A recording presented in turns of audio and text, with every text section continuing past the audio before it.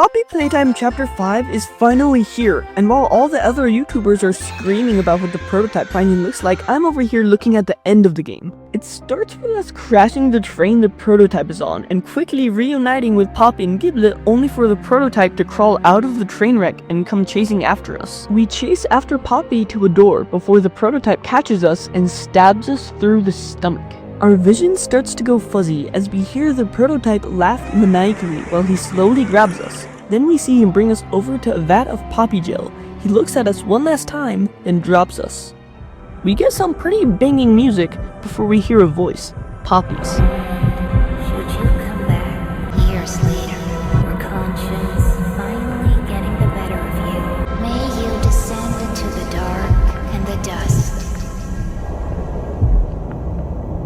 Welcome home. Then we miraculously get woken up by none other than Giblet. He tells us, I thought you were gone. Poppy, I couldn't.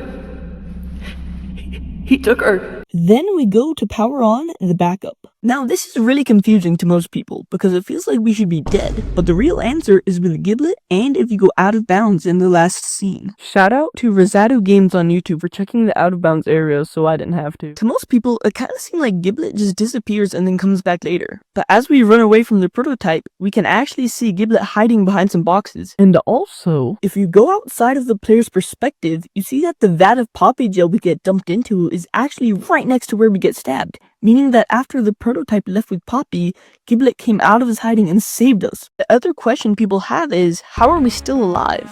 Well, the answer is in Poppy Gel itself. In Chapter 2, there's a note for Experiment 814 that reads, at the end of 2 weeks, the rat was killed and submerged into a poppy flower gel mix. 1 week later, an electric shock was applied to the rat still in the gel and attempted to revive it. And what do we wake up to see Giblet doing? Giving us an electric shock. The only question left is, how long were we in the gel for? Another thing I see people confused about is the little speech Poppy gives us near the end. But that speech is more than likely just our subconscious talking to us. Because if you remember back in Chapter 3, we get the exact same speech from a tape in our dream. Greetings, employees, and welcome to your first day here in Playtime. And should you come back years later, your conscience finally getting the better of you, may you descend into the dark and the dust. Welcome home.